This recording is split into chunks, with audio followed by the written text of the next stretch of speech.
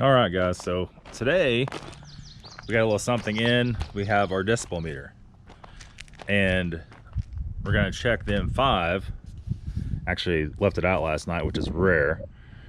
We're gonna check the M5 and see how loud it is on cold start. I'm gonna guess probably 130 decibels, maybe 140. And it's not in the shop, so it's gonna be a little quieter. Need to take it and clean it, take it to run by the car wash before it rains. So we got some of that moving in, and get it put up in the shop. I also need to clean the black car, because tomorrow the black car is leaving us, and that thing's dirty, holy crap, right? So let's cold start it. It cold starts for about 15-20 seconds. I'll come out here, we'll check it, see what we got. Holy crap, it's hot in here.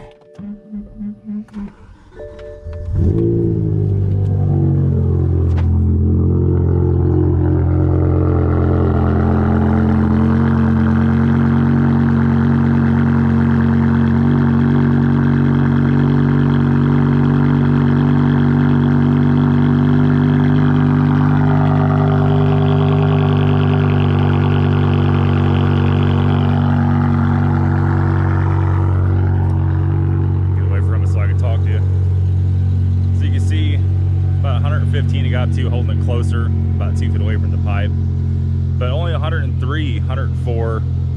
I was standing about 6 to 8 foot away from it. Interesting. All right, so just as a comparison here, let's start the E39 and see what it has. Get my key in my pocket here. Like I said, this thing, we're gonna start up, we're gonna take it to the car wash. It's all, I drove it last time in the rain, and it's all freaking dirty. And the guy's picking up tomorrow. We'll make a video about that. Ooh, somebody left the heat on in here. Holy crap, it's hot in there.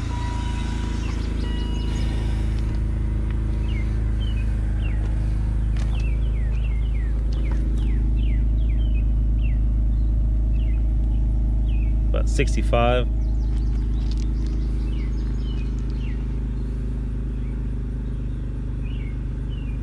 About 50 decibels, just to give you a comparison on a regular car.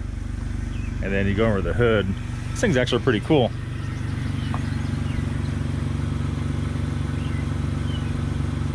About 71, 72. When I talk, it goes up. Look how dirty, you probably can't even see it on this camera. All these cars got driven in the rain last time. Holy crap, it's like crazy dirty. So what do you guys think on this car? Trying to hold this thing where it doesn't affect the sound. Should I sell the E90 or not? The E90 has somebody that was wanting to buy the E39, and I tell him it's sold. So he's like, well, what else you got, right? So I got an E90.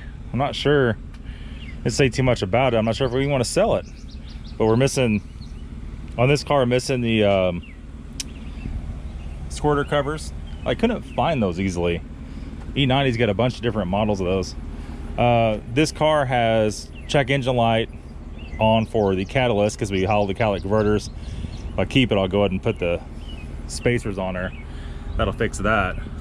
But this car also has that random problem where the brake booster, where the brakes get hard to push. It's like the vacuum assist doesn't always work on it, and it's like a $50 brake booster if I want to do that. If I keep it, I'll do it. Or is it easier just to sell it and just go buy some new stuff?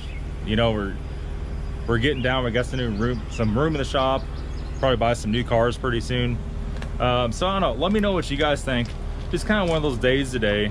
This isn't gonna be a video that, it's more for the subscribers only, this video. If you guys watch the videos a lot and you like to see these cars move in and out, that's been here for a while, and new stuff come in, let me know.